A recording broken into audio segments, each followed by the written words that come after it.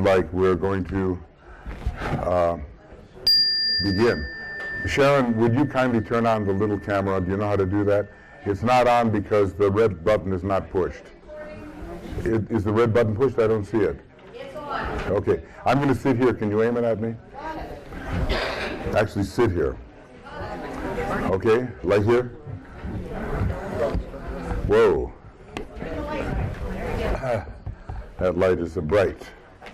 All right, everybody. So what am I doing? Whoa. I better not do that. This is not attached.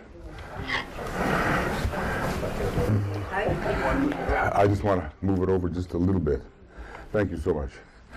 All right. Really nice to see you this morning. And I have in mind something. Right. Excuse me. I struggled last night trying to figure out whether to give a meditation or a lecture. So I combined them. And this actually will be for you, and I hope for all the astrologers too, useful. Because, you know, I don't know how often it is that you have a systematic opportunity to review your chart planet by planet in terms of your initiatory potentials. So I want you to take out your astrological chart and take out something to write with. I was doing this myself, you know, as I was going along, and I found it very useful because a systematic approach will give you eventually a fuller synthesis of where you really stand. So, you know, I want you to be, you know, I'm going to leave the light more or less like this, not totally meditative and not totally lecture. And this, I will not follow this up with a lecture. This is it. This is a meditation lecture, and what it'll do is after this, we'll take a break, and this will lead right into your small group work. In other words, it'll be fresh in your mind, and you will have certain ideas that you are ready to discuss. Now, I know, you know, maybe astrology is new to some of you, but you can probably locate your planets. I hope so. Does anybody feel that that is a difficulty for you? You know, people come in at all different levels of astrological experience. So, you know, just to make a long story short, here's your ascendant, here's your sun, circle with a dot. Here is, and Vulcan will be within, what do you say, Nicholas, 10 degrees? Some say 8, some say 9, some say 10. Somewhere? 10 is a nice, yeah, right. Okay. Okay, and here is your Mercury. It may be yellow on your chart. And here is your Venus. It probably is going to be orange for the 5th ray. Here is the moon. It'll be yellow for the 4th ray. This is sort of, you know, what's going on right this moment, more or less. Here is Mars. It's, where is Mars? I'm missing Mars. Not usually, but today I'm missing. It's turquoise. Yeah, here it is. It is. Well, you know, whatever choice we made there, it's a bluish thing. But you know what Mars looks like. But you know, just be able to find it somehow. And you know, if you can't, because I'm going to ask you what is the sign of your particular planet and what house it's in. That shouldn't be hard.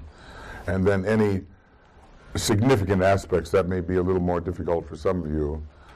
But you know, usually those lines are giving you a relationship. The blue lines are the harmonious lines, so to speak. The 60, the 120, you know. And the red lines are more stressful. I can't do that. Can't do that. I have to turn off my phone. Even though it's my wife, I'll pay for this later, you know. Okay. All right. Now find your Jupiter. It looks like the number 4. It's going to be more the indigo color of the second ray, and then Saturn will be looking greenish. Here it is, right at the 7th house cusp. And then Uranus will be in the violet color. It's actually next to the sun today. That's pretty good. Maybe something will happen. Safe bet, right? Okay, then Neptune will be blue. And I think it'll be the light blue again, suggesting the 6th ray. Looks like a trident. And Pluto will, I guess here we don't have the upward pointing arrow, which I do on some charts, but this is the red Pluto chart representing the 1st ray. Okay? So, you know, what I figure is that we're getting a lot of wonderful information. It's really good. And we have to somehow apply it to our next step. Each one of us is trying to grow towards something. And you know, if you want to be a disciple, it's another step from being an aspirant. One takes things really seriously, and one develops continuity on the path, and a steady mental Sagittarian focus. Not now and then, here and there, but this really rules your life, okay? So every true disciple is preparing for initiation, all right? Sometime. You're in preparation. So let's just assume we are disciples, and something, the 1st, 2nd, or 3rd initiation, is going to lie before us. We're not, you know, we don't want to exaggerate, and it's not the 4th, I can assure you, okay? Otherwise, we wouldn't be probably sitting here right now together. Although you can let me know later if you think it's the 4th, and we'll discuss it. So one of these initiations, either the birth, the purification, or the great enlightenment, lies before you. And in each case, the planets that you have available to you will work in different ways. So you want to know how you can work your planets, how you can say this stream of energy is theoretically available to me. How can I grab hold of that and really bend it? I'm using Vulcanian language now. Really bend it to my will so it fulfills what I have to do to really enter this next expansion of consciousness. It's like proactive astrology. It's not what will happen to me, but what can I do to use all I have to make my purpose appear. And you know, if you leave with that in mind, and leave with that orientation, then you have something for yourself, and you'll really be able to use the astrology and keep going. So everybody have their chart, I hope, you know, or, you know, some of us have been working with it forever. We have it in our heads. But if you don't, it's right there before you, okay? Excuse me. So, this is going to be a reflection. I won't call it a full meditation. You'll be writing, you'll be thinking, you'll be looking at your chart. There will be writing moments, okay? So do that, and then try to be really clear about what you think. Even a well-formulated thought, which lasts one sentence, is better than a lot of unclarity.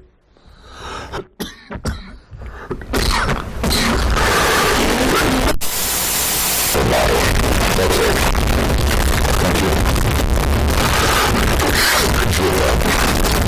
you. Now I wonder if the mouse pad, I don't think think so. Cup? No, no. I'll be a swigger. All right. Sure.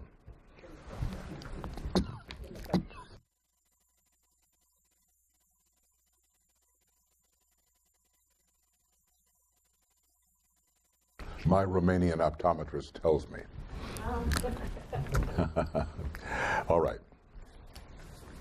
So let's get ourselves comfortable both to see and to write.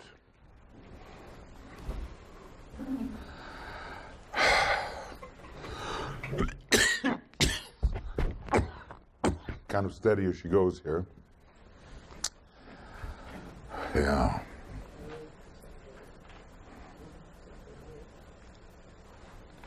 We've got a lot of Taurus energy here today, so that should help somewhat. We just want to be clear as we can be.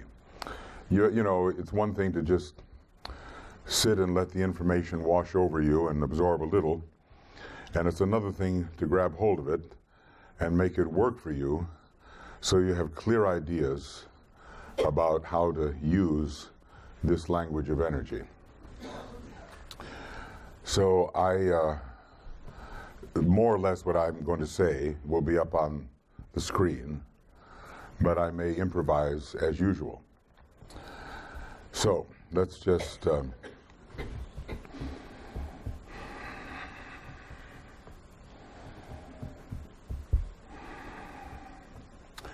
we're with each other as a group, and we are souls here in incarnation together, and we are a gathering of egoic lotuses at different stages of unfoldment and radiation.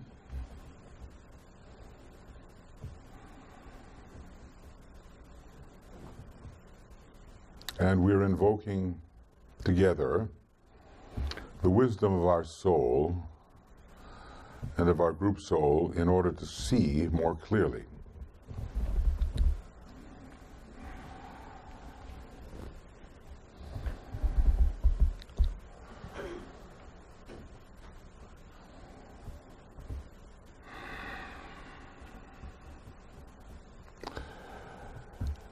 So we're going to try to think in a deep and subtle way about our lives, our particular incarnation. You know, to get some real perspective on it, where we really stand, what we're really doing, what are our real possibilities. You know, try to cut through the wishful thinking or the general cloud of ignorance which settles on all these matters. And sort of, you know, invoke the presence of Master DK, who is this expert esoteric astrologer, and try as if we are like outposts of his consciousness. Now, this will not be a short exercise. It will take concentration on your part and persistence and the will to see, the will to see.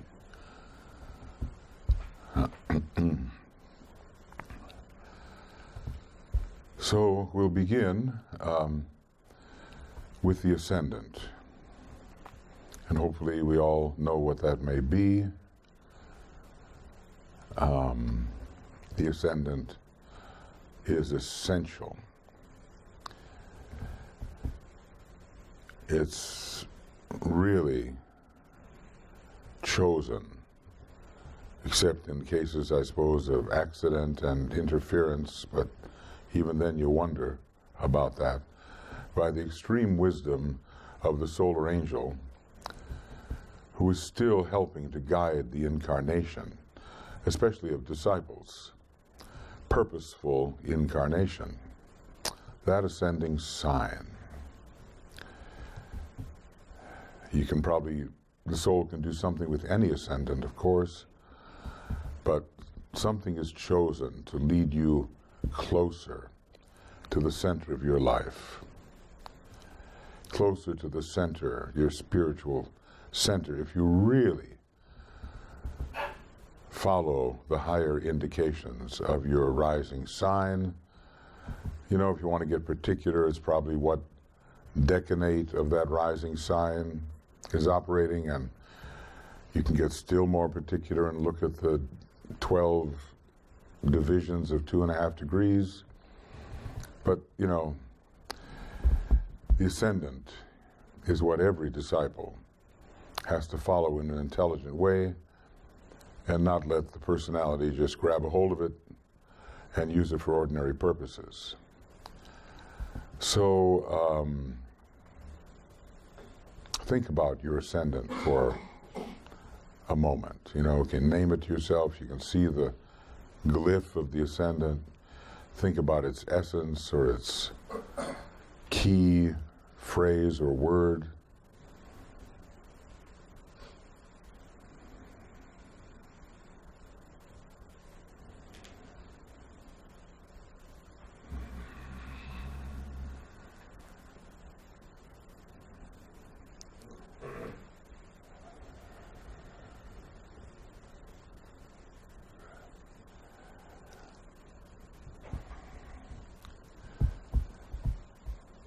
Now, look back in your life, this incarnation, and really see, try to see, if you have somehow been following your ascendant, that energy, and what it has been the result, if you have. Maybe you began at a certain time more than others to use it in a positive way. Maybe it became more intense at certain times.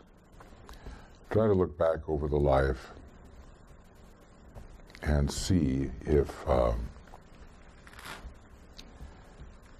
this has been the case, that you've been following your ascendant. Maybe there are a few indications of a specific nature that you could jot down that shows you that in fact you have been. So we'll take a few moments there to see whether you have been following your ascendant.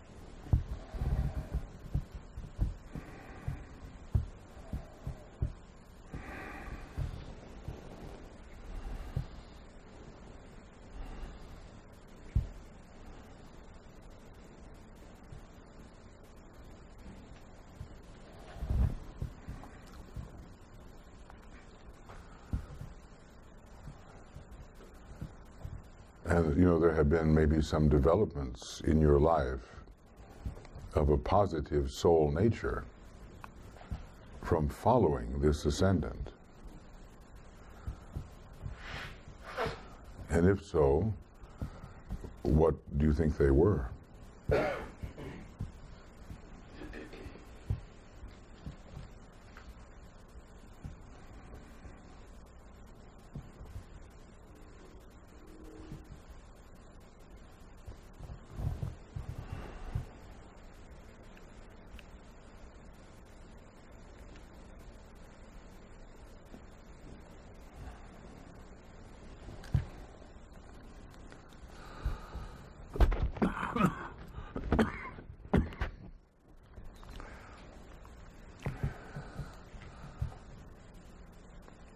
Has this kind of utilization of the ascendant really led you in a noticeable way closer to the center of your life, of your spiritual center.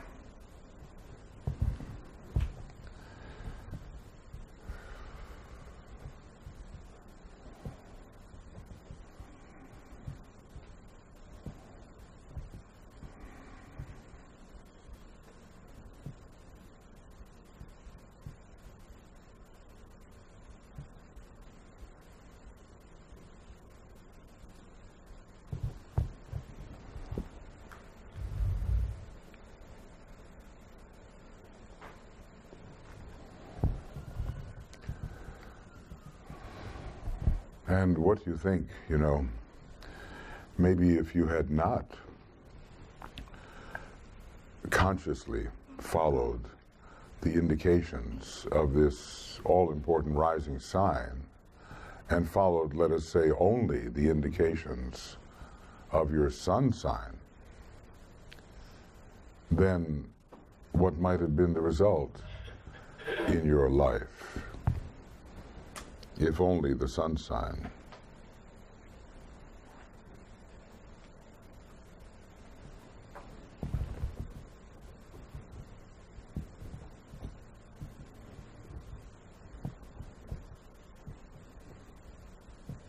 Maybe in just a couple little words you can sum that up.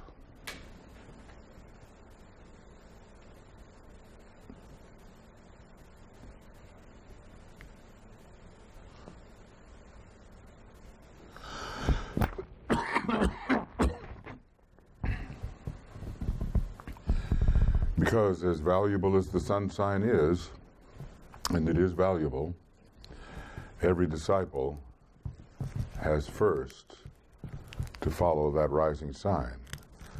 And of course, they may be in square with each other or oppose each other, or maybe they're in harmony with each other. Maybe they're easy to put together, maybe not.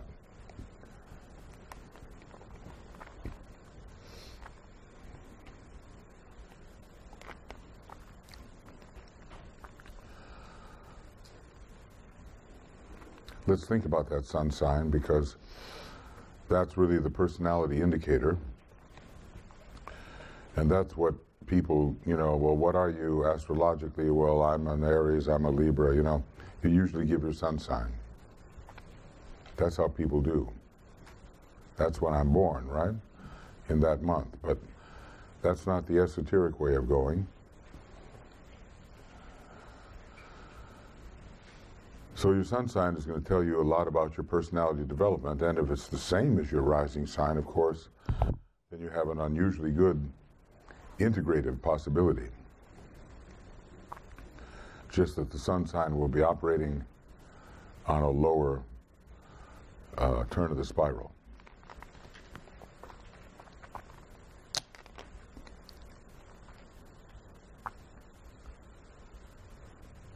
So for all of us, the personality really has to be brought under gradual control. And under the control of the soul. Is it so? Or has it been marching off in its own direction, along with the personality ray?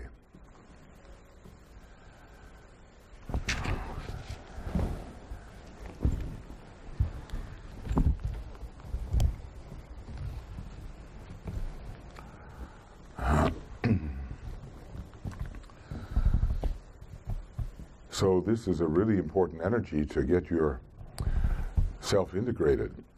Sun is a great integrating center, and it represents how far you've come, basically. You die in a certain sign, and then DK says you were born in that sign. There might be some progressions involved, but basically that's what he says in White Magic. You pick up the thread again where you left it.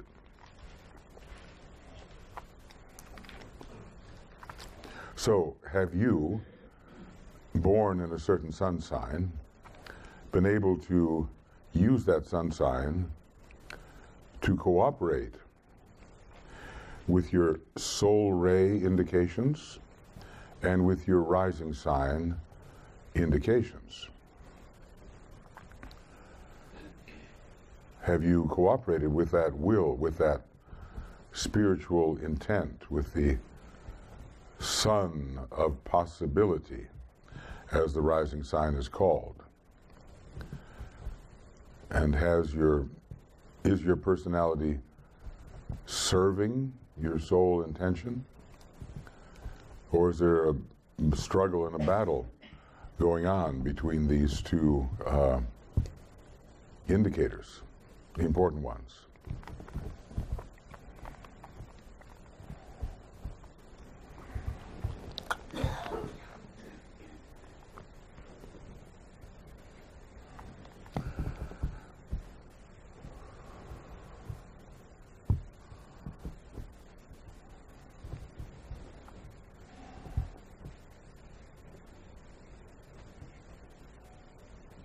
And if there has been cooperation, how do you see that? What are a few examples of how this personal sun sign energy is really cooperating with the soul intent indicated at the rising sign?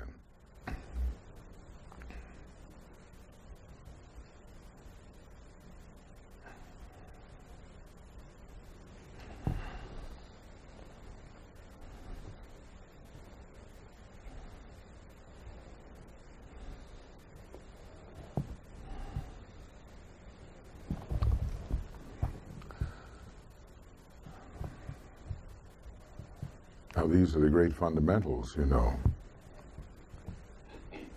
Later, you can get that point opposite the sun sign into the act if really the spirit, the whole, the one being is really knocking at your door. And for the higher initiations, you would have to do that. That's monadic influence. So when you're looking at the charts of great representatives of being, like Vivekananda or Ramakrishna, you know, the Dalai Lama.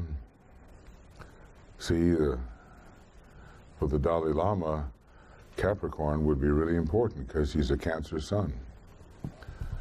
For Vivekananda, Cancer would really be important because he's a Capricorn sun. So that has to be explored as you begin to break into the one and become it. Re-become it. Realize you've always been it. So these are the fundamentals. And of course, all these positive things unfolding in your life meet with obstacles, and they can come from anywhere. The sun and the moon, and even the ascendant, if the personality grabs hold of it, can throw up obstacles. So, are there any obstacles connected with your, especially with your moon? It's called the prison of the soul. Or the sun, which can be the personality, which is not particularly well integrating into the soul life. Or even the rising sign operating very early in life in a very personal, physical way, almost. So let's just say you're moving towards your next objective.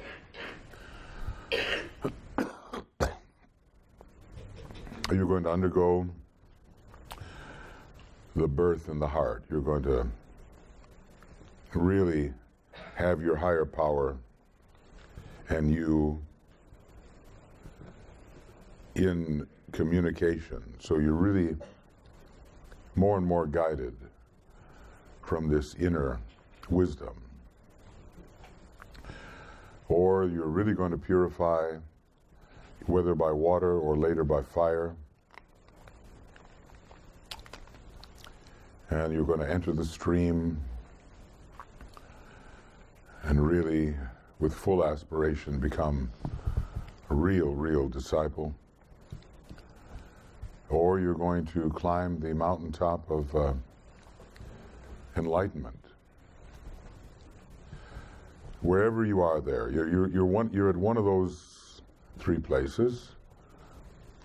What really are the obstacles? You got to be sincere with yourself, clearly seeing the obstacles.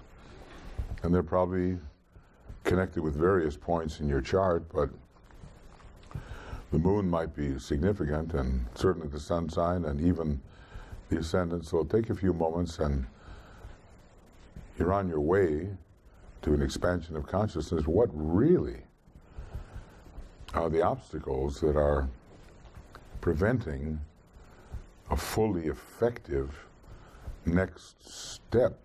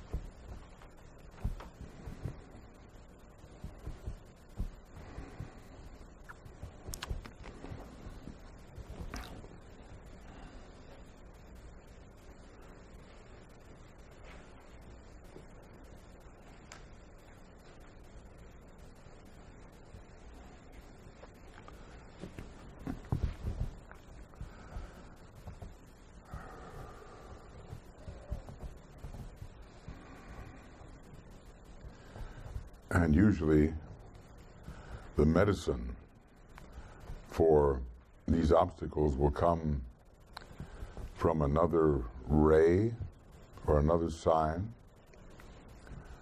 or a higher application of the energies you already have. The antidote, so to speak.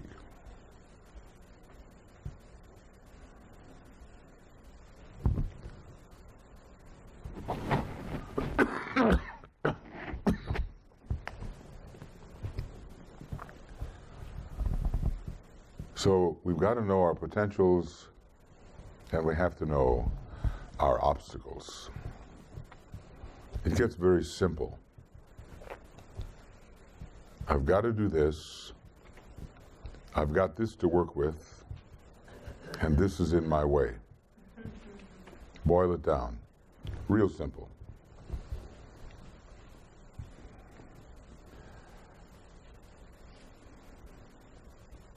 But it takes a realistic point of view about oneself, which many of us find difficult. I mean, if we're full of Maya, glamour, and illusion, we're not going to see clearly what we have to do.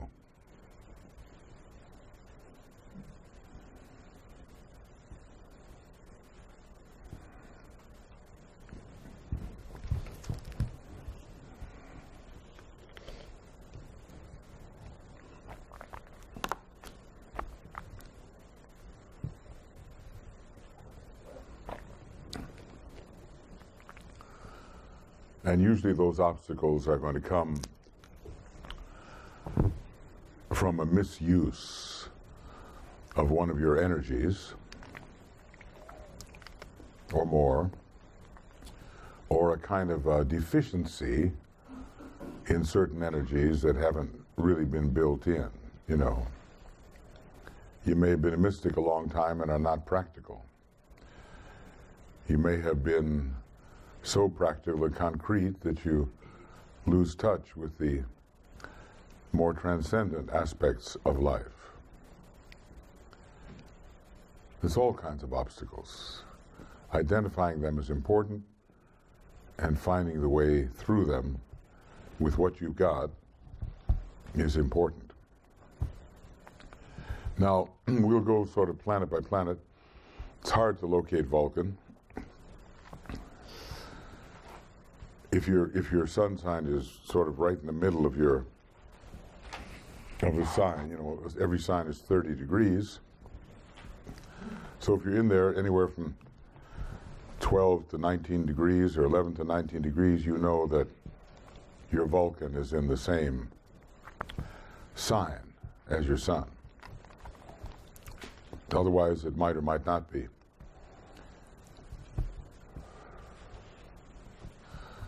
So on this path of initiation,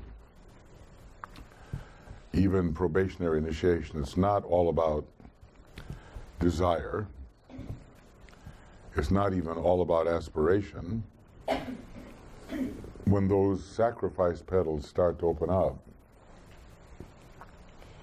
and you can begin to take the first, second, or third initiation, it's about your spiritual will.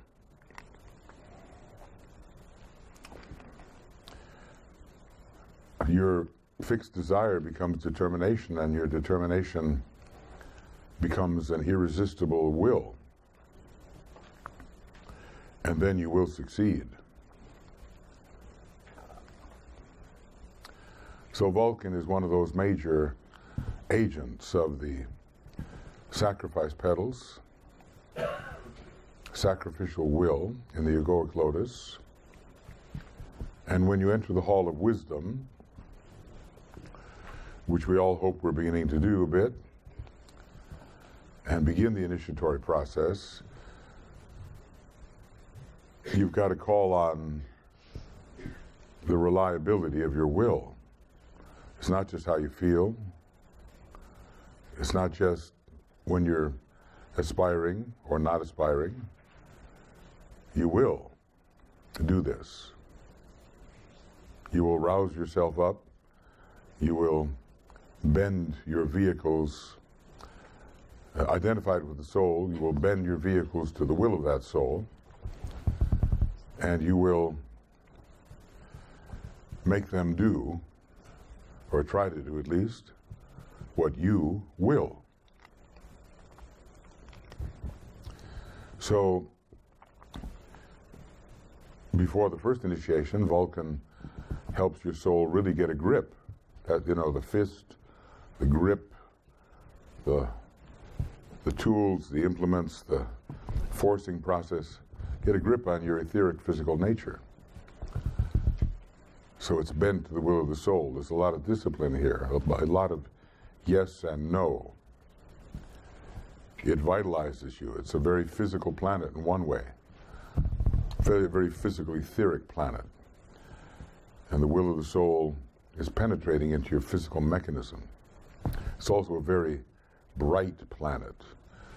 It's said to, one of the old statements, Vulcan burnishes, polishes, the shield of Mars.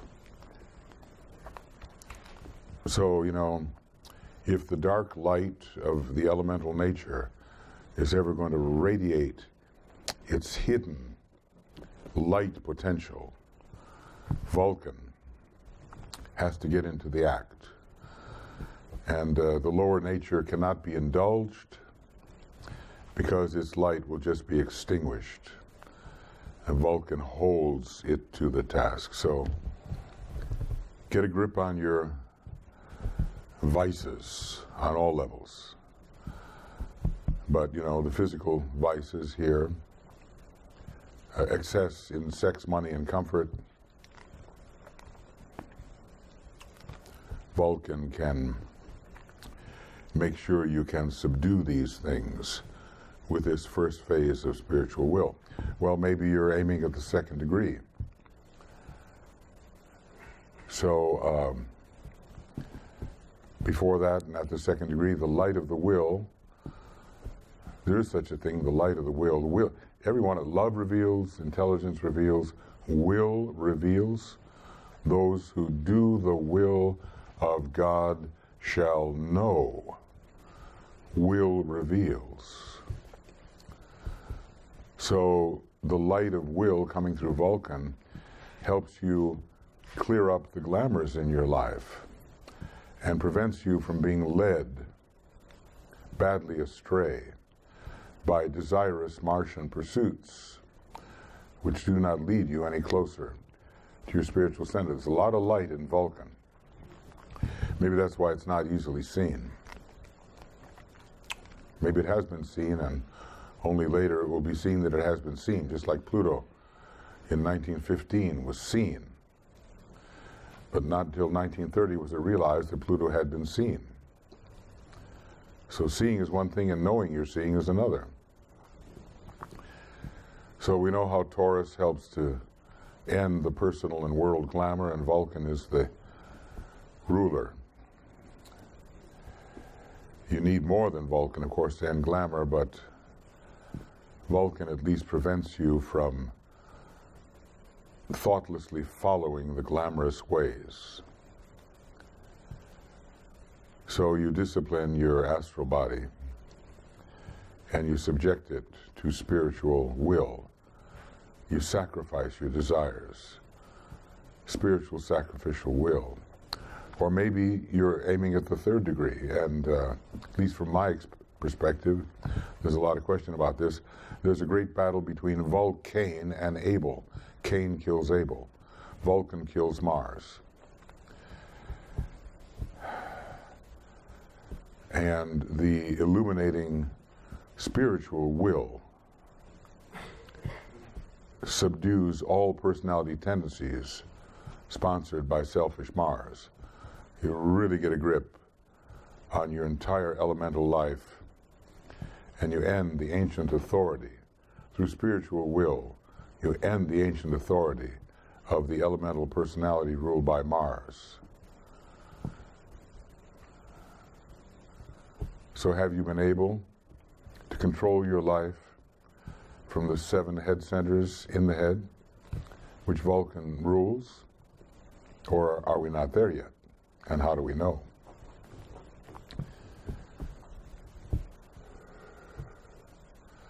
Vulcan is a very controlling planet, and it takes hard to bend stuff, heats it up and bends it to the will of the higher force center, the soul, or even the spirit eventually. Later, though it's not relevant to us immediately, Vulcan's going to help to smash the causal body or annihilate its influence through the impact of blinding light. Just like the St. Paul experience, which some of the presenters have talked about, the 3 days of blindness. The impact of the light, that incredible, intense light of the, ultimately of the monad, blinding the eyes of duality and opening up the door to a real unity. So increasingly under Vulcan, the will of the Father will be followed, you know. Christ in the Garden of Gethsemane next to the rock, Vulcan, submitted to the will of the Father, acquiesced. So there's something beating on us, the pressure. And, you know, we like to do what we want to do, let the elementals have their way, but the beating, the rhythmic beating of this will force lets us know when we're out of alignment and brings us back. So burning Vulcan, I'm sure contributing to the burning ground experience, will represent the monad increasingly, and the spirit will beat its vehicles into shape or bend, or, you know. And at the 5th degree and following, the illumined and illuminating will clear the way for the revelation of your possible future. There are 7 internal Vulcanian head centers, and very interestingly, they're connected with the Great Bear, which represent the 7 head centers and the one about whom naught may be said. Those head centers. They are the major centers, and by the time we're at the 3rd degree, the will is really, will of the soul is really controlling. So, how have you, now I'm not going to say locate your Vulcan, because that's a whole thing and everybody's got different theories about how to do that. But let's really look seriously, because this is, really in a way kind of a solemn exercise. It's a real self-assessment here. How have you sensed the presence of spiritual will of Vulcan assisting you to move towards your next step, initiatory step? And if it's not sacrificial will, it's not really the will of the soul. Those are the petals of sacrifice, and just because you're determined to do or get something, it's not necessarily the will of the soul. But if you're determined to sacrifice so that something better can emerge around you and from you, then the spiritual will is working. So, looking inward, how have you sensed the presence of spiritual will leading you to your next initiatory step? I mean, what really has the spiritual will done for you in preparation for the taking of the 1st, 2nd, or 3rd degree, whether right away or possibly in your next few lives? So let's think about Vulcan from the spiritual angle and the spiritual will angle, and ask how we can use that will in a way that brings us closer to the initiator.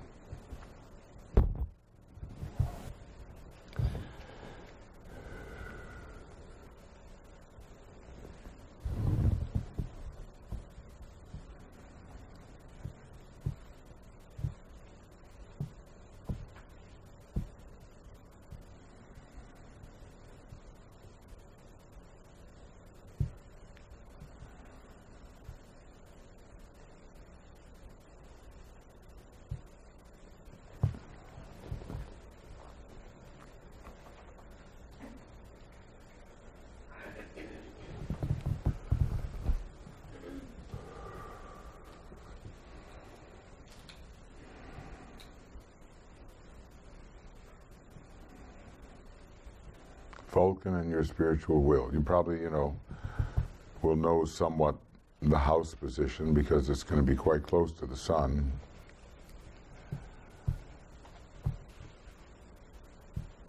How are you bending yourself into shape for your next imminent degree, dealing with one of 3 levels of the personality?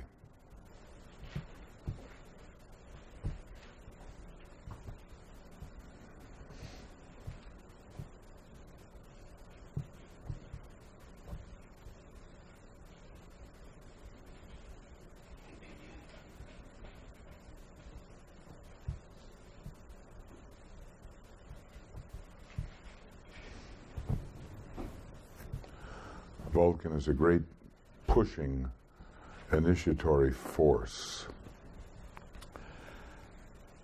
It's really, I remember once when we were starting the schools, some schools that were meant to be seed schools towards new esoteric schools, we were all in a room and we were invoking Master M.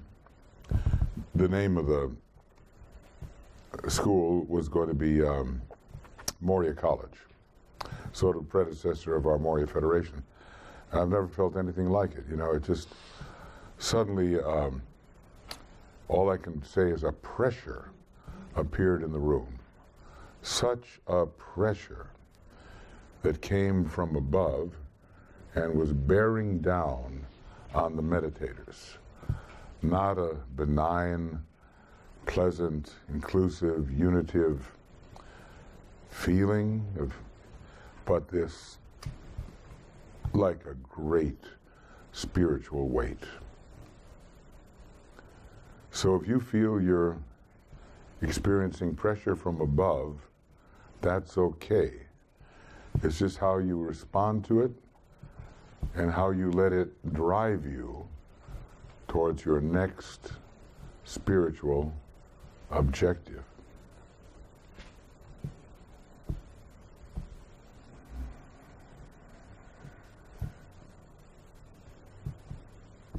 Even this kind of meditation that I admit I'm forcing us to go through is kind of a Vulcanian act. Demands persistence, total concentration, non-deviation.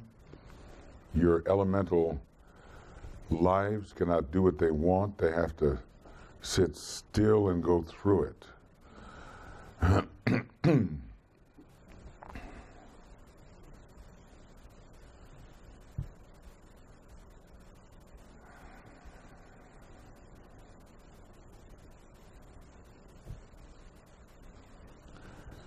Well, any one of these sections could take a long time, but I will move. There's Mercury. If we don't use the mental power of Mercury, we'll never get anywhere, we'll never put it back together. In a way, it kind of takes things apart and puts them back together. Great analysis, then synthesis. It helps Isis put the scattered fragments of Osiris back together. You got to know something to be on the path of initiation. Can't just be good and have it happen. So think briefly then of Mercury's sign position in your chart. Probably, it'll look yellow. It's like Venus with a little moon hat, Think briefly of Mercury's sign position, house position, any significant aspects you think, angles that come from another planet to Mercury. Not necessarily all, but something that you might think is significant. Just dwell on that for a moment.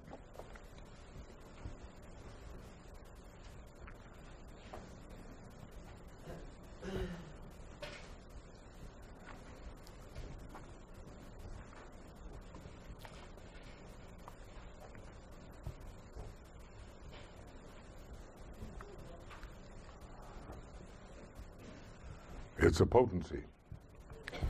It's something you can use if you know how to use it.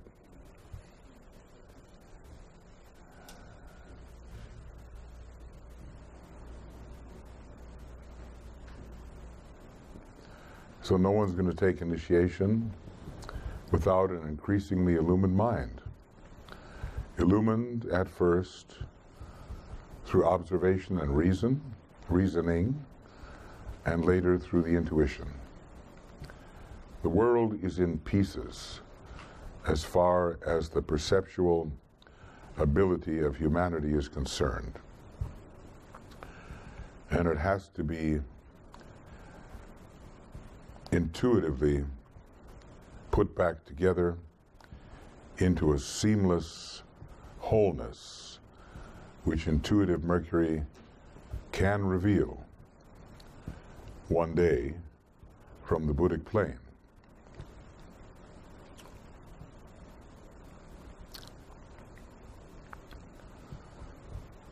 So if you're going to observe yourself, which every disciple has to do, and you're going to learn about the wider context in which you are living, your Mercury function is indispensable. DK is sometimes known as Mercury, the messenger of the masters. He's got a lot of Gemini, and people who work with him have shown to have a lot of Gemini. Alice Foster and Mary Bailey all lots of Gemini.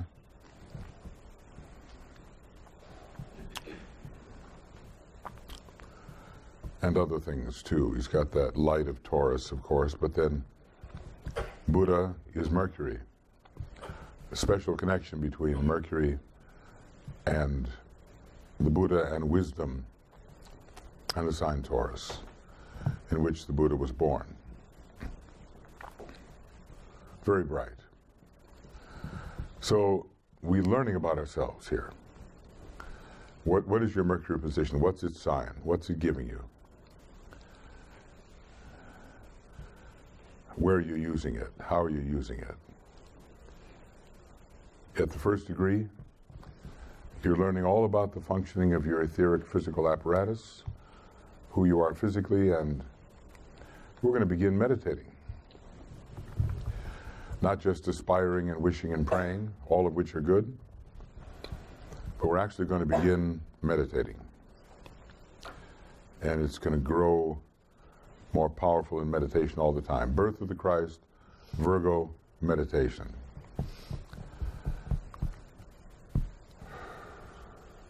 We're going to think about the higher of the pairs of opposites.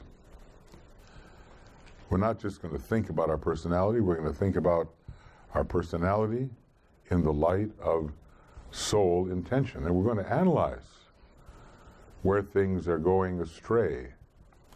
Let's say at first on the etheric physical level, the management of our physical plane life.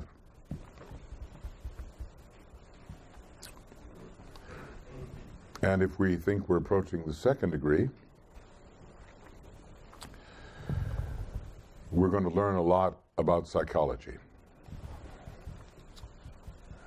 He said actually his book, Esoteric Psychology, was written for initiates of the first degree, I suppose on their way to the second.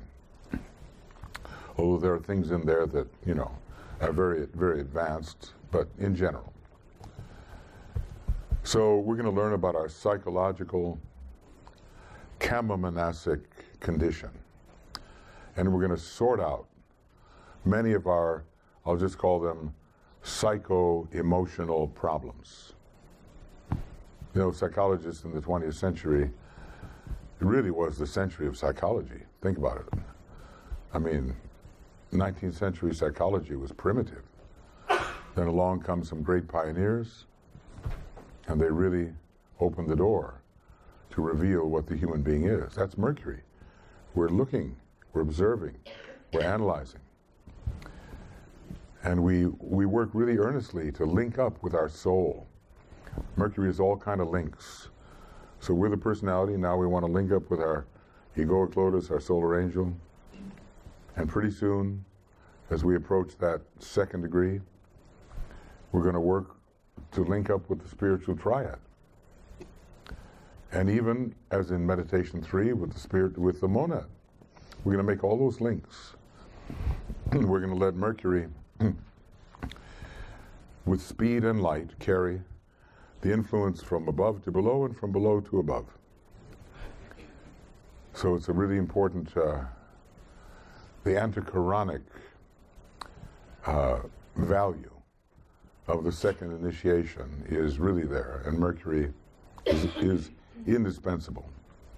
You know how important Scorpio is at the second degree? So Mercury is really powerful in Scorpio.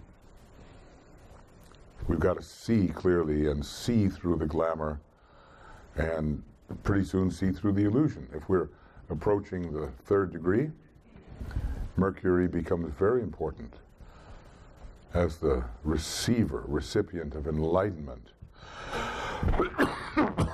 Excuse me. We begin really synthesizing the inner and the outer, the higher and the lower. Mercury rules this integrative agenus center in the advancing initiate. It's not all Venus. Venus is there at first, but then turns into a Mercury-Venus center. And it receives this intuition from the spiritual triad, and we can begin to overcome illusion. Mercury is the creator of illusion. when it's just the concrete mind and the unenlightened concrete mind. But later, Mercury is the dispeller of illusion. So if you think you're heading for the 3rd degree, is it really true that illusion is being dispelled in your life? At the 4th degree, Mercury facilitates absorption into Buddhi. You really live the Buddhic life, you're free of the causal body, and great revelation comes. And if you're approaching the 5th degree, you know, there are 5 levels of mind here. Atma is a level of mind. Mercury and the Sun become one. That's what DK tells us. Mercury and the Sun are one. So Mercury, the Antakarana, ends in the Sun. And nirvanic mind eventuates, because Atma is nirvanic plane. And this nirvanic mind, just as in the Buddha, perceives isolated unity and supplants even the growing power of pure reason. Now, some of that's beyond us, but we're all using Mercury. How are we using it? That's up to you to figure out. How, in general, has your use of the mind and its illuminating potential helped prepare you for your next initiatory step? How have you grown towards initiation through the use of the ever more knowledgeable, ever more illuminated mind? So pause for a few moments to ponder that. How are you using your mind to go closer to your initiatory goal? In what way are you using it? Are you analyzing your personality? Are you integrating your personality? Are you receiving inspiration from the higher worlds of a mental nature? How's it working for you? Let's dig in and see.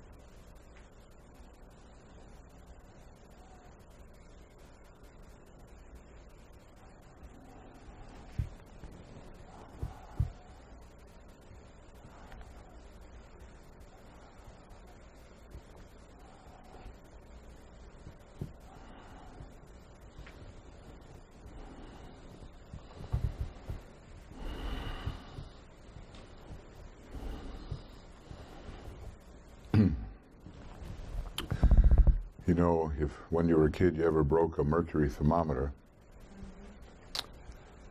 in those days maybe people didn't realize how dangerous it was, but you know, you press a glob, it splits into many pieces. You just keep dividing. Lots of little globules out there on the dining room table. One of my favorite things when I was 4. But then, if you bring the little globules together, before you know it, you've got this larger globule. Many are the one. So Mercury really weaves it all together. He's got a lot of 3rd ray in there. 4th ray, 5th ray, probably a 5th ray monad of some kind, ultimate 3rd ray monad. Gets it all together. All the strands come together, all the pieces come together. And if you don't use your mind, there's no initiation. Use it in different ways before each initiation, but it's up to you. What's your Mercury potential? Really? Because, you know, the astrology chart just sits there, unused, unless you know what potentials can really arise from it and proactively use them.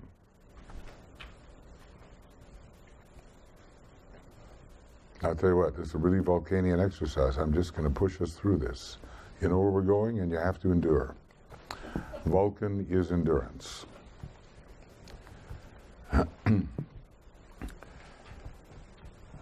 Venus is there. The school with 5 strict grades. The 5th ray soul of Venus, the 6th ray monad of Venus, the 2nd ray monad of Venus, our teacher, Venus our teacher. So Venus in your chart, you know, what's its sign position, its house position, any significant aspects?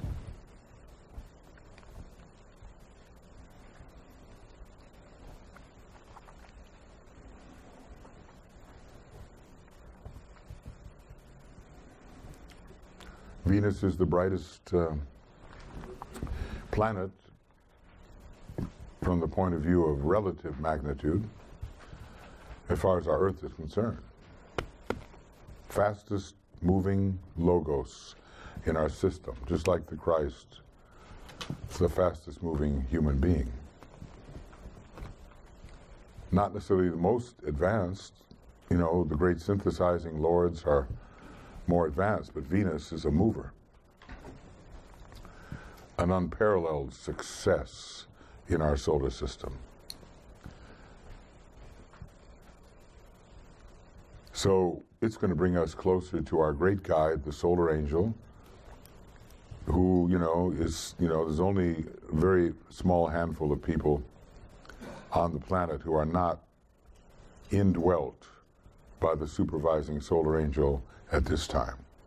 And they will be later. But all of us, even if we came from the moon chain, even if we individualized in a non-solar angelic way, we've got a supervising deity right in us, an extension of this being, right in our brain, right in our heart, the solar angel. So no person on this globe anyway, it takes initiation without the increasing infusion of the influence of our friend and guide, heart of fiery love, solar angel.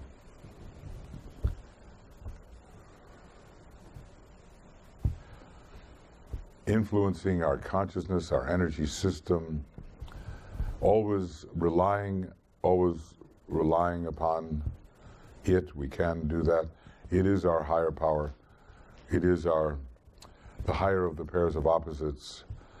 It is our supervising deity, is a holy guardian angel in 7th ray terms, as they talk about it, seeking union with your holy guardian angel with elaborate rituals.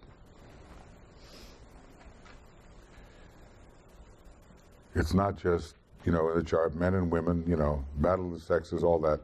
Not just that. It's very, very spiritual, elevating, alchemical influence. So, proceeding and at the first initiation, Venus introduces the presence of the higher of the usual pairs of opposites.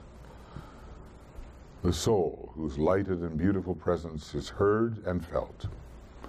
One knows one has a higher power, a higher friend, a supervising guide. One really begins to feel it. Some people feel they're praying to God. It's all on the line, but it's the solar angel that is hearing.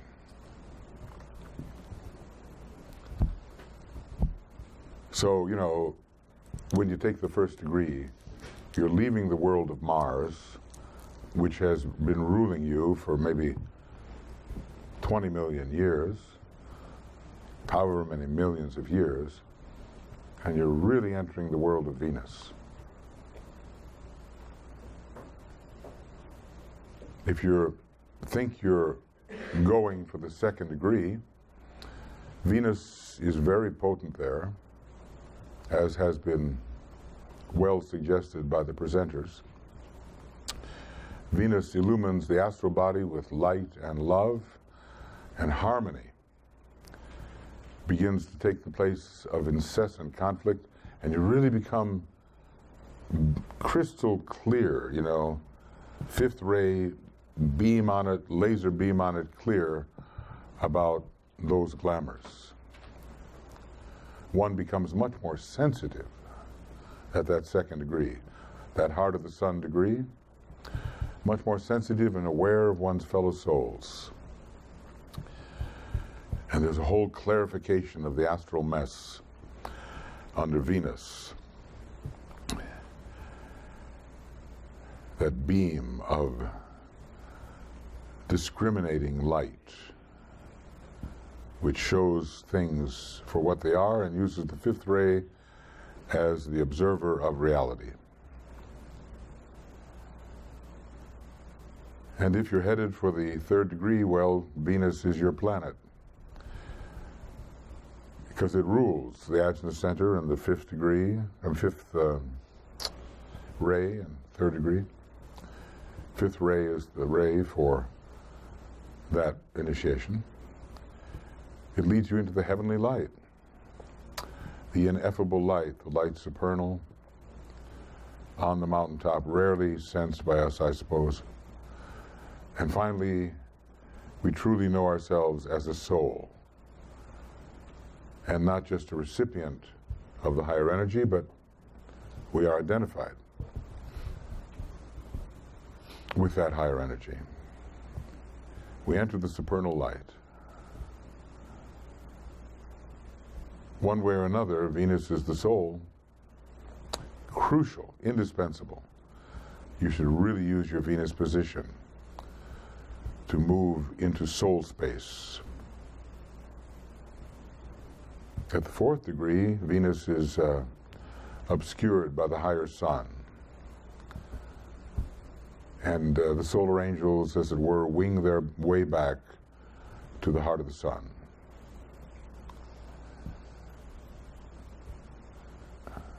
He compares the sun and Venus, and the lesser and the greater, you know. Venus is going to be absorbed by the great light of the monad, the sun, eventually.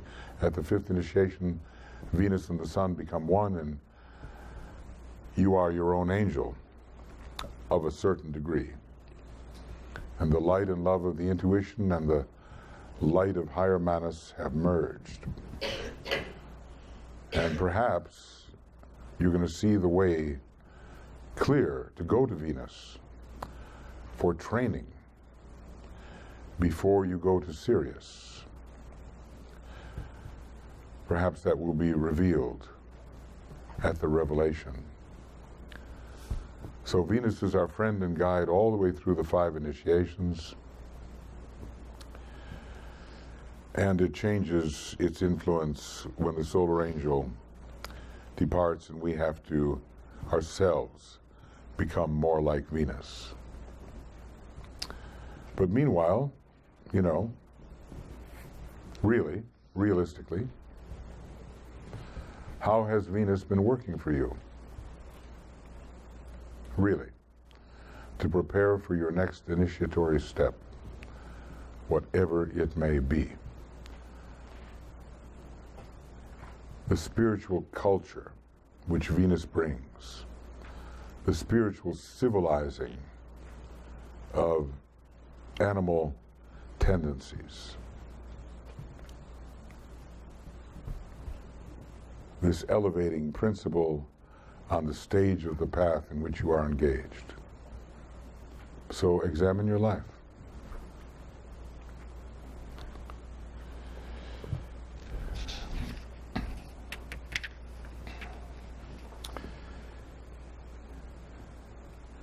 You're moving towards initiation. How will you use Venus really to get there more effectively, faster? The Christ was the fastest. Venus was the fastest. Love is the fastest.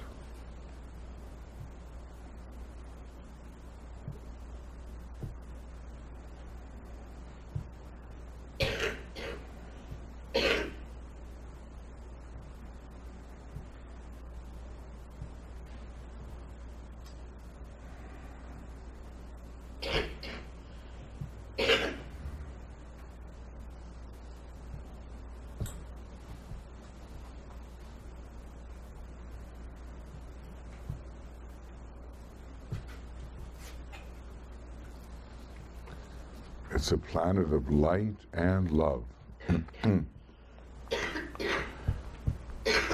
Fifth ray, second ray. The rays of the solar angel, generically.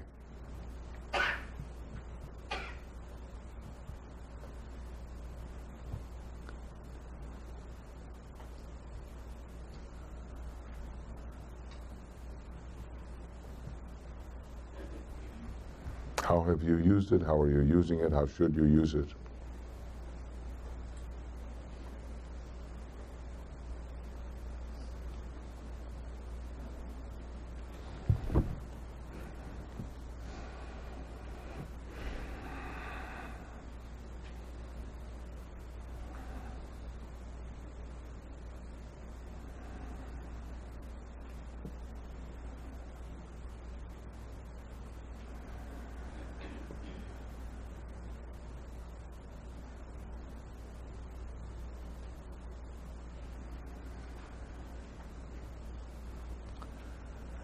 Beauty and truth together.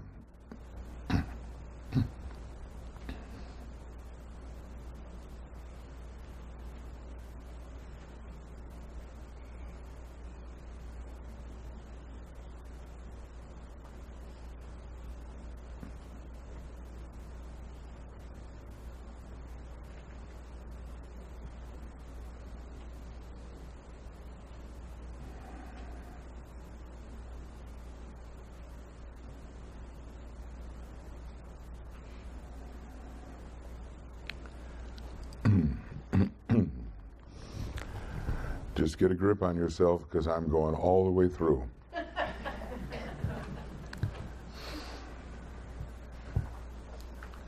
Mars.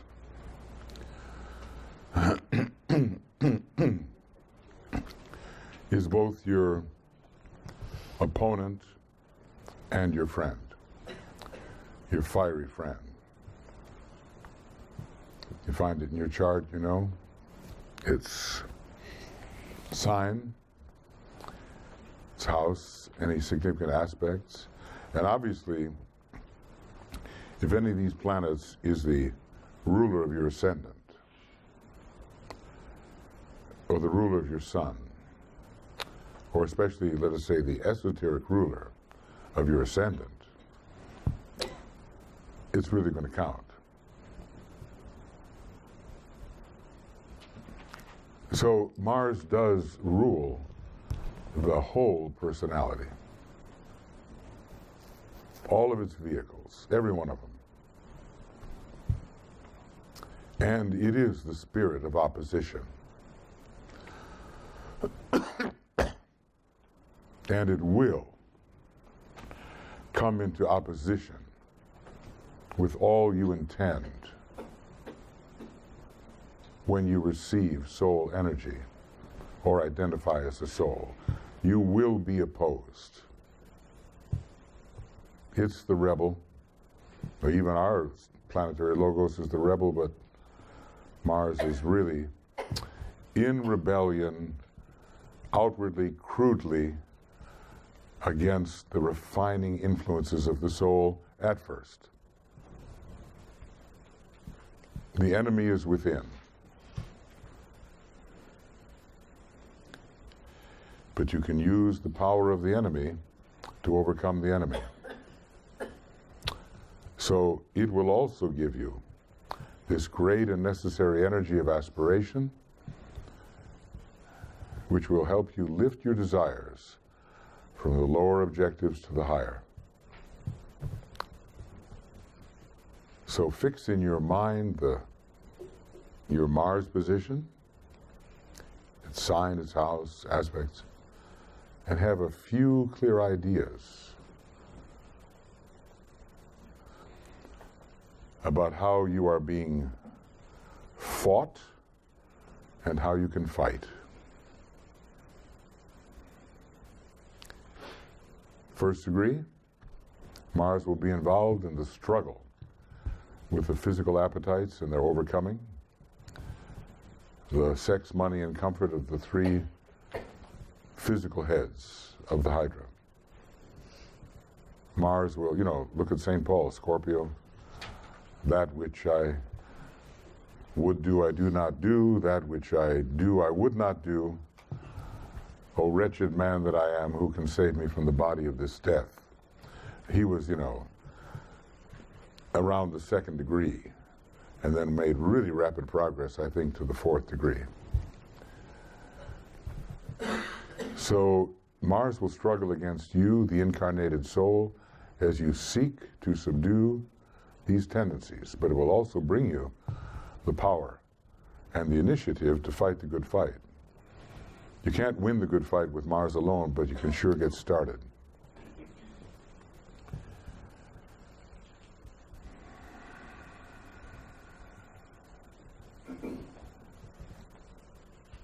If you're aiming for the 2nd degree, Mars is really important. It is the esoteric ruler of Scorpio, ruling that degree. The struggle, and we all look, if we're not struggling, we better be struggling. Okay, like DK said, if you're not having a crisis, get one. So the struggle will be with fear, the great dweller on the threshold as far as the planet is concerned, hatred, fear, hatred, and ambition or love of power for the personality. It's tough to pass through. And Mars will be both your opponent here and also your companion in the battle. The whole glamorous situation may be in your face before you overcome it. And a great deal of emotional turbulence will have to be subdued, tranquilized, using those other second-ray planets which will bring love and peace to some degree to the astral body. But at least Mars doesn't let you be a couch potato, You know how it is if you're sitting there and watching television. Mars got that get up and go, and even though it's full of friction, you get somewhere.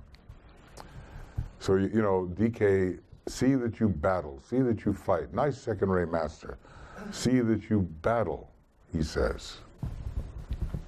Well, he was very zealous master.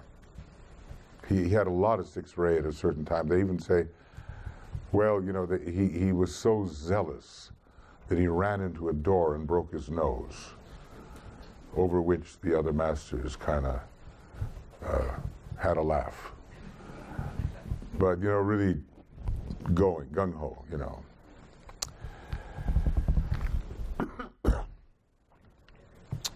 And then, Mars is your planet at the 3rd degree, that fearful conflict.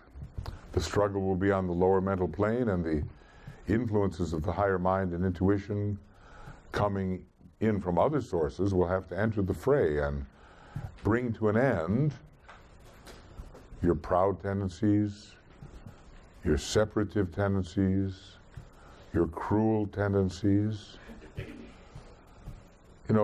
Mars has 2 asteroids, or satellites, to which we're told in the Mahatma letters he's not entitled, something like that. And they are Phobos and Deimos, something like fear and terror, something like that. So Mars is playing a lot of 6th-ray people are really afraid, and they're fighting like mad because of their fear. They're afraid of getting lost. They're afraid of wandering off the path. They're afraid. So what part does Mars play in this fearful conflict that you may be experiencing as you move towards a much fuller illumination and a great, at first, blinding light? It's Vulcan that's going to give you the blinding light, not Mars. Vulcan, hit St. Paul on the head and he was blind for 3 days, and DK says that the record confirms that. So this flash of, head center Vulcan, Hadron center Venus come together, blinded to duality. and the unity of Vulcan, the one thing, is going to press itself upon you. Very good description of St. Paul reaching out in various phases of the third degree through which he passed. Then, of course, you know, he willingly goes to Rome and gets his head cut off. So I figure, you know, maybe the fourth degree is in there for him. And then maybe as Iamblichus, he takes the fifth degree. A great theurgist, one of the Neoplatonists, they say. Plotinus, maybe DK, Proclus, not sure. Iamblichus, maybe Hilarion, Paul. So we really have to overcome with spiritual will, this is my view anyway, spiritual will of luminous Vulcan, the selfish tendencies of energetic Mars at the third degree, and we have to leave the personality behind. I think it can be very fearful.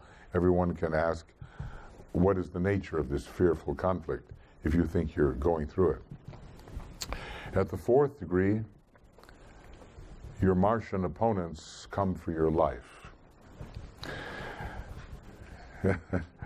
Well, that's how it works. You will be ejected by the elemental life of humanity. That's what DK says. The fourth kingdom spits you out, and you're driven further into the heart of the fifth kingdom. So they pursue you, they want to kill you, and you, as a result, rise. Master Moria says there comes a time when the disciple is completely surrounded by the black forces, and the only way is up. So, you know, he must know what he's talking about, and we're going to face that. Those are very aggressive forces, and if you think about Mars, and you think about it today, and you think about it in the world, it wants the whole thing to end in a war, and as Madame Roerich says, and then Satan will float away on the wreck. So we, through united spiritual will, cannot let that happen. So Mars is our neighboring planet. We've got a lot of Mars here. We've got a lot of Martian monads. They're causing a lot of what we call trouble, but they're going to make us rise into a stronger, more spiritual state. Move on apace, as it says, you know, you see the conflict, but it only appears from your point of view, and you will, you know, it's in the fourth reintegration formula. At the fifth initiation, Mars is entirely under your control as you master the energy it takes to reach the fifth mountaintop. You are the master of Mars, you're the master of the lower worlds. So you really get a grip on this energy. It's not terribly relevant to the fifth degree, except that it has some incredible energy that you can use and direct and sustain yourself with. I was thinking about Thomas Edison, you know, and he wasn't there. He was a theosophist, you know, but he had this incredible persistence. He had a very, very strong Mars, Scorpio rising, I forget, Sun in Aquarius. Was Mars in Capricorn? I think so. I'm trying to remember. But this thing that you never give up, and you absolutely persist, no matter what. This is the gift of Mars, even though you have to rise above it and not let it master you. So I'm sure we've all had our fun with Mars. So how then has Mars been working for you, really? You, the incarnating, advancing soul. As you struggle forward on your next initiatory step, how has Mars and all it can represent of elemental tendency been your opponent? How has Mars, representing fire, energy, aspiration, been your friend in battle and come to your aid?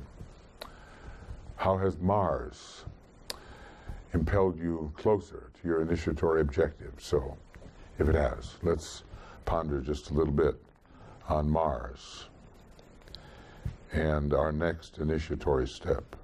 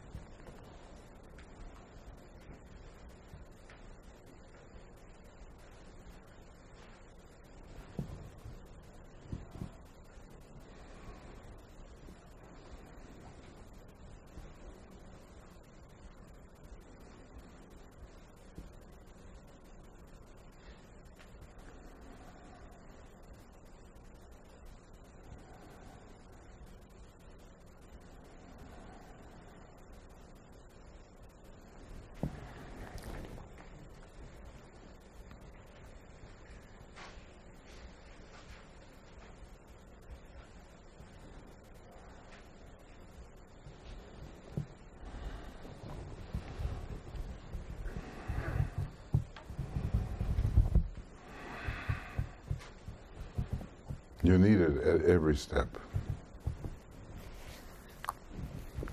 If you don't use Mars, you won't be what Rudyard calls he who goes forth. And you got to go on the hero's journey, you know? Got to go forth.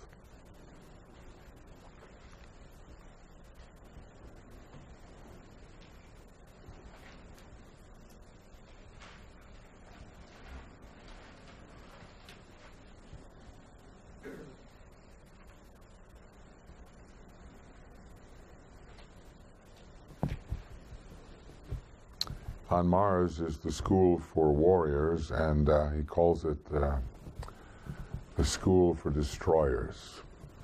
There's a very strong implication that whereas Mars may have a sub-fifth-ray monad, that it's got an essentially first-ray monad, just like Earth, just like Uranus.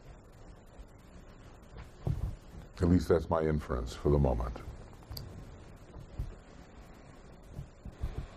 So the important thing is to use Mars and not be used by it. Now, hang in there. We're going to go all the way. This is what you call imposition. Jupiter. We all want to grow. We all want to expand our horizons.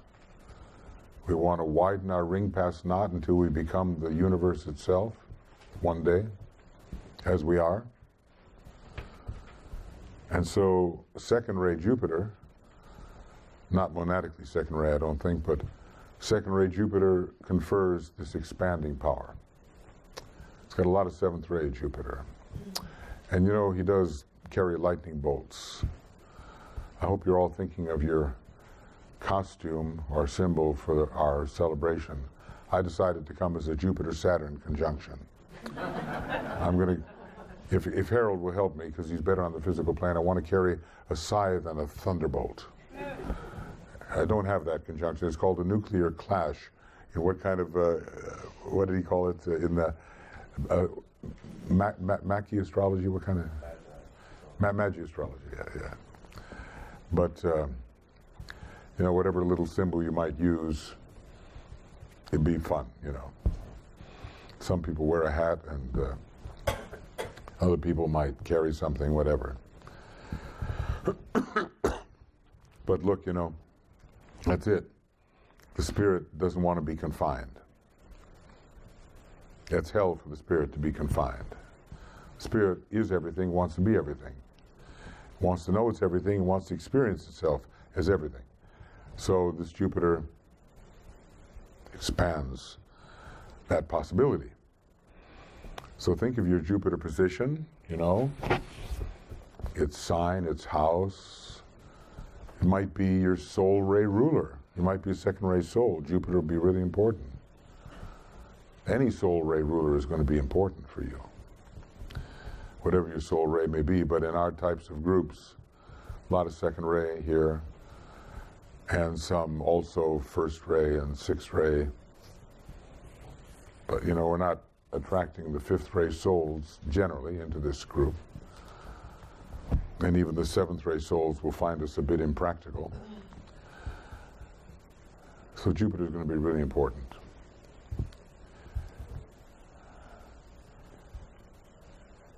So initiation is definitely expansion with a number of other things, and you can use it at every degree. Preceding the first degree, the candidate really gets a glimpse of the higher, wider life, the vision of greater possibilities outside the realm of personality is conferred. You know, where there's no vision, the people perish. And you know, people get so depressed. They don't have vision. And when they see a vision and they feel they can reach it, immediately there's this surge of enthusiasm that comes into you. And you somehow have the energy to do it. So keep your vision alive. And then you'll have the steam to get there. I speak to myself. Okay. Going on to the second degree, the influence of the heart center. You know, I mean, there's so many things, and our wonderful presenters have been bringing all this information together, you know. I'm just emphasizing a few things. The influence of the heart center is much expanded. There's a lot of heart center in the second initiation. The desire nature becomes much more inclusive. One learns really fellowship, true soul cooperation. And our solar plexus energy is drawn up, the energy of Mars and even lower Neptune. And it helps the expansive solar angel infuse the consciousness with growing love wisdom. So, you know, after all those struggles between the first and second degree, it's such a relief somehow to really know one has entered the stream, one is on the way to the great ocean. If you've ever read The Light of Asia by Sir Edwin Arnold, he was a theosophical poet, and he wrote a translation of the Bhagavad Gita. He wrote many things, but then he wrote the life of the Buddha, called The Light of Asia. It's a poem, a long poem, all about the Buddha's life. And I think the last words are, "And the dewdrop slips into the shining sea." And you've heard those words. So this expansion into the ocean of life, Jupiter, Neptune, you know, if preceding the third degree, the intuitive planet Jupiter brings in the higher mind. It's an intuitive planet. It's also an expansive philosophical planet. And the higher mind and the intuition. The vision is really expanded. And Jupiter sees things whole, all together. You know, Mercury divides it all up and then links it all together, but Jupiter sees the whole of it, the gestalt. The true wholeness of things begins to dawn. And the ring past knot is included, expanded to include the entire planet. It's called the planetarization of consciousness. And it just keeps growing. Jupiter is a principle. It's this particular god is a principle of the ever expanding second ray, which is going to show itself in other ways on the higher turn of the spiral. Eventually, you will re-become the universe. You will re-become the universal logos. Jupiter will expand every emanative ring past knot. So the more your emanation retracts, the wider it gets. You see, it's down here to a little atom, and then it's like a huge cone, and it just goes back and embraces the whole thing. So we're on our way there. Preceding the fourth degree, the far greater vision of triadal life is concerned, because the causal body limitations are at an end. It's just gotten as big and beautiful as it can be, so it's got to go. The expansive Jupiterian power of the monad becomes a reality, and monad is Jupiterian. You know, up there, Jupiter's the hierarchical ruler of the monad, and Pisces, I leave the father's home. Jupiter, see? And we were very generous, we monads, lords of ceaseless persevering devotion. Hey, we're going to take this pilgrimage down into the Brahmic worlds and help the lower lives rise faster. It's a big, generous gesture to go on such a journey. Jupiter is one of the main planets of the fifth degree. You know, he gives those planets Jupiter, Uranus, fifth degree. So it provides this great beneficence, this great generosity of spirit, which, organized by Uranus, can be widely shared. So Jupiter becomes the great bestower of revelation, of increasingly abundant life, which we're going to experience in Aquarius, because the esoteric ruler of Aquarius is Jupiter. A great giving, a great pouring out of everything you've got for everybody else. Of course, you got to be discreet. Not all things for all people at all times, but you do it the right way. And eventually, everybody is enriched by this. Was he talk about the school of opulence or fourfold opulence, something like that? The number 4 is really big with Jupiter. So how has Jupiter spiritually been working for you? Through its ray, its sign, its house, its significant relations. Just you are approaching your next great expansion of consciousness. 1, 2, or 3. Let's call it that. We'll leave the arhats in the other room. 1, 2, or 3. It's going to happen now, it's going to happen imminently, or a few lives ahead. What have been the specific gifts of Jupiter to you as you realistically seek this next opening, this next empowerment we call initiation? How is your consciousness expanding? How is your vision of reality growing?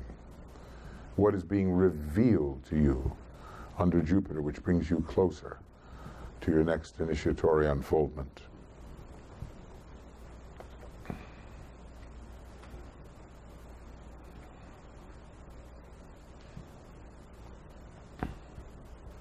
You want to be initiated? How is Jupiter helping you? Really?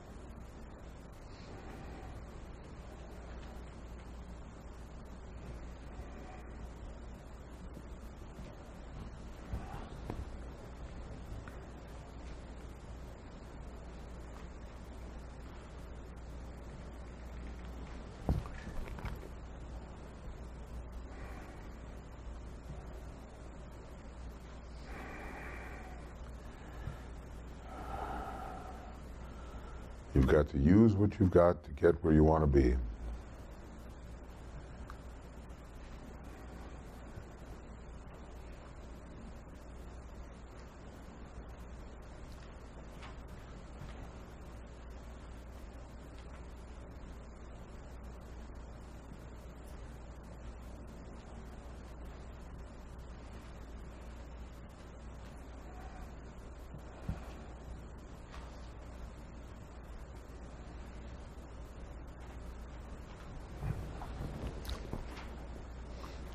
And maybe little mantras will emerge for you as you see the effect of your right utilization of these planets.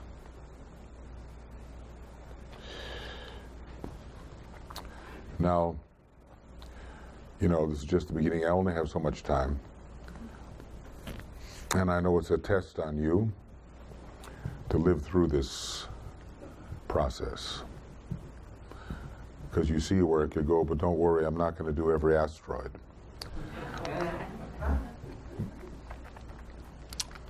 There is Saturn, the great testing planet.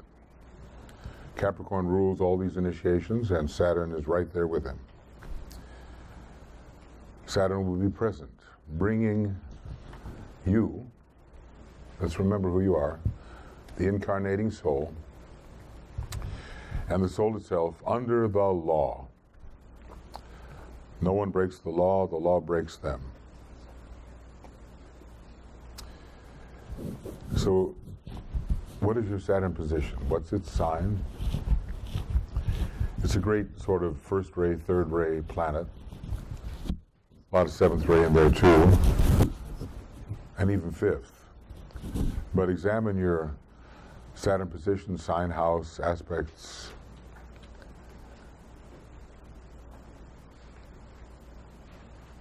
It's the planet of discipleship, and without it, we're not going anywhere. It's a very benevolent planet in that respect, because it forces you to do the good and do the lawful thing. Through discipline, regulation, rightly abiding,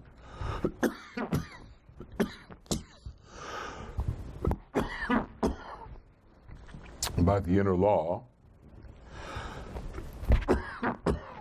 throat center, we will all attain.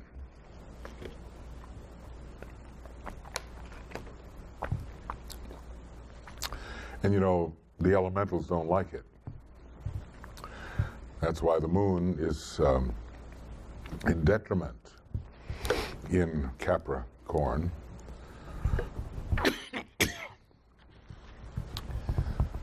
So, you know, at the first degree, Saturn's really going to help you get your etheric, physical, elemental under control. Is that what you're aiming at, and has it helped you do that? Saturn is kind of like Dr. No, you know? No. So that you can say yes. No to this, yes to that. There's no way you can have it all in the beginning. You are it all forever, but you can't have it all in the beginning. You have to make choices. So, the lesser for the greater. So often we sacrifice the greater for the lesser. We turn around, lesser is sacrificed for the greater. In your physical life, does that happen? Are you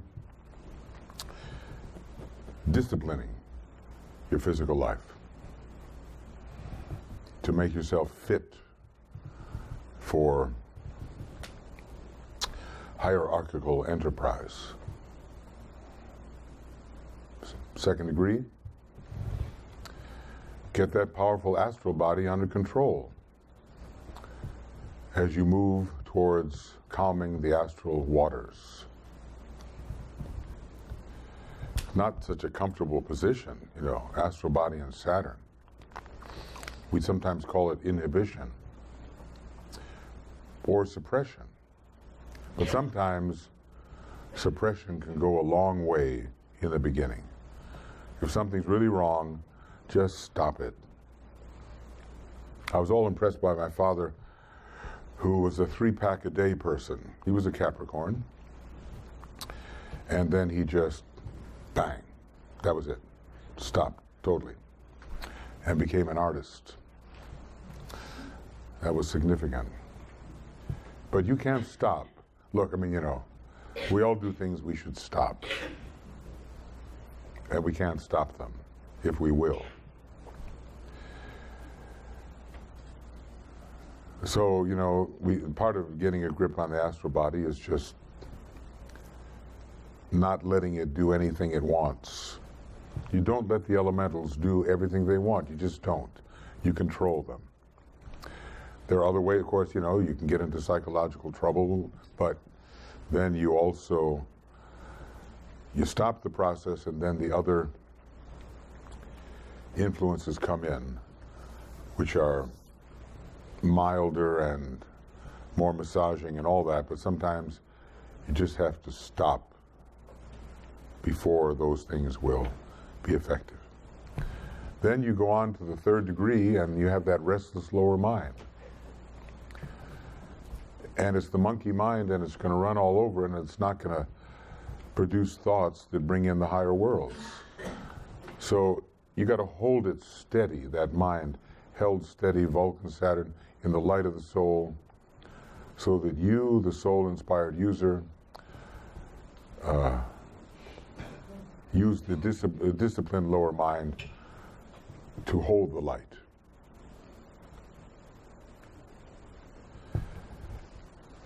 Steadying everything.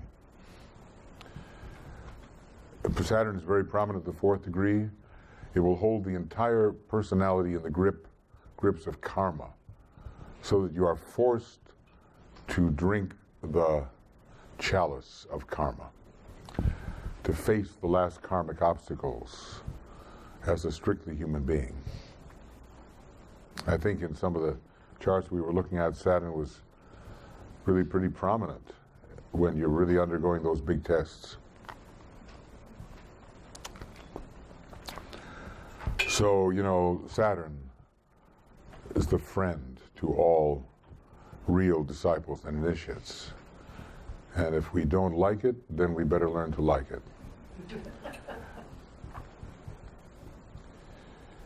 At the fifth degree, well, Saturn doesn't go away, you know. It's atmic. It's the ruler of the atmic plane. So it gives you atomic powers to strengthen your spiritual will to a very great extent. So everybody can certainly complain about their Saturn and know something about what it's doing for you. So you're on the path of probationary initiation or actual initiation. How are you really using Saturn? To make greater speed, even though it seems to slow you down. Fulfilling your karma, fulfilling your dharma. Are you really using Saturn to its full extent? So try to be as clear as you can with yourself as you make friends with this initiatory planet. You're on your way, 1, 2, or 3. How are you using Saturn to get there?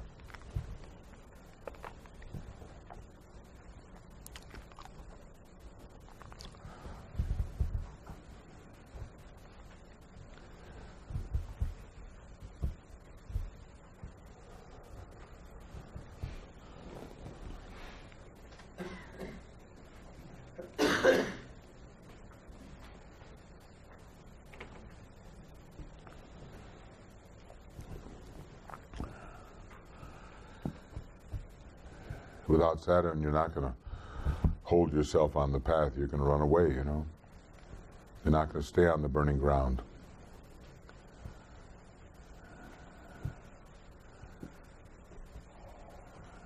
So look at that position and see what you can get out of it.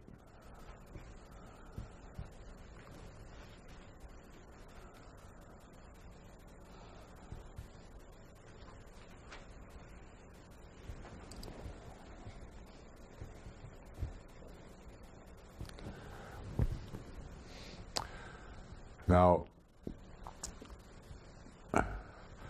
although I'm fairly relentless, I'm not entirely stupid. So I know you need a little break before you get together. You're going to meet Uranus.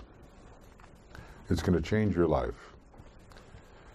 And your sacral, your throat, your head center, you're going to move closer to the archetype. That's what initiation is. You are somebody in there. You're a part of the purpose of God. And outer conditions show that you're not that yet.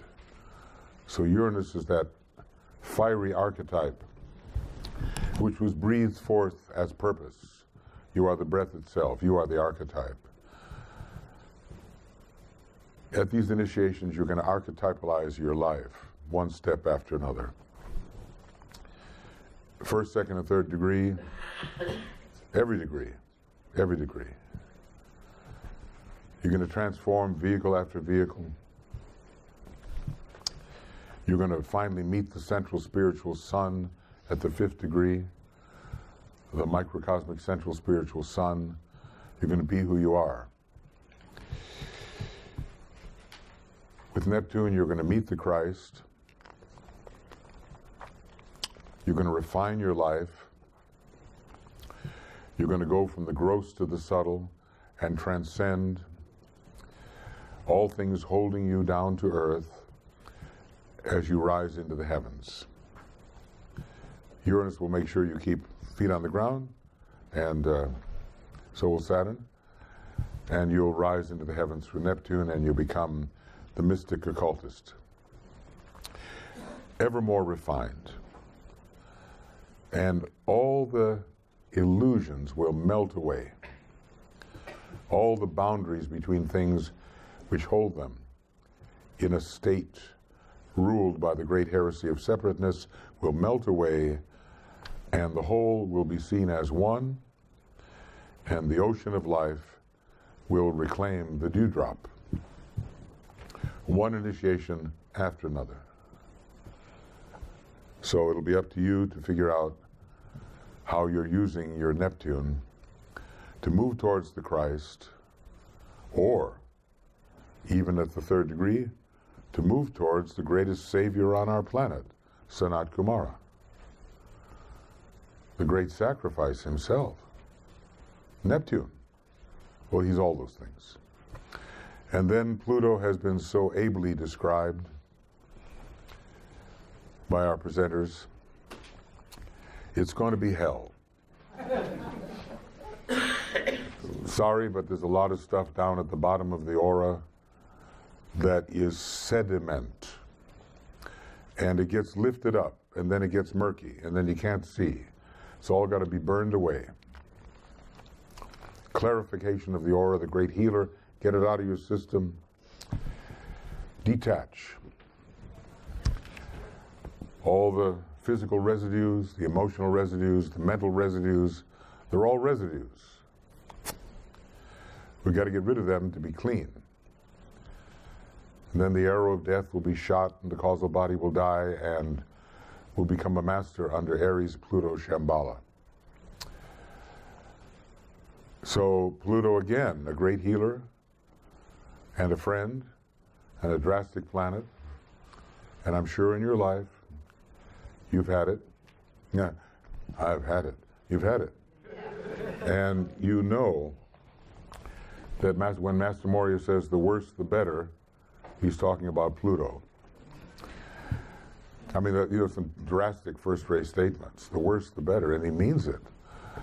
So, okay, that's working in your life too. So there's your whole chart before you with those planets.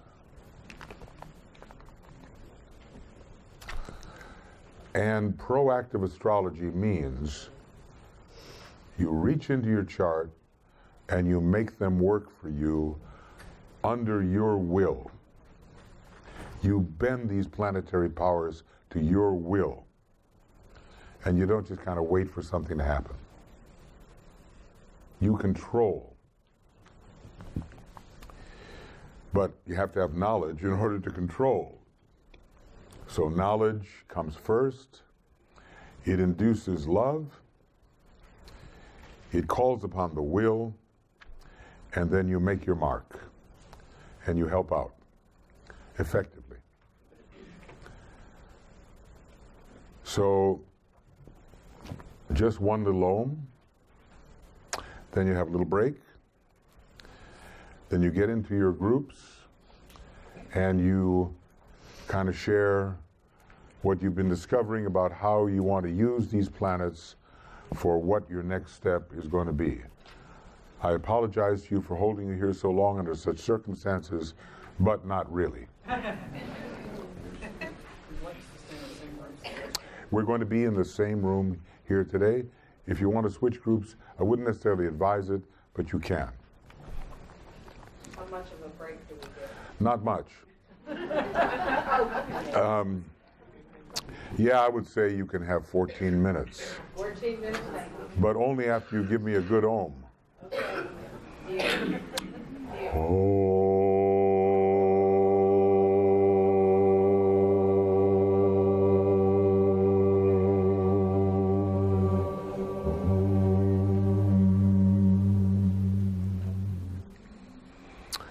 Okay, come back in 14 minutes and get a grip on your life.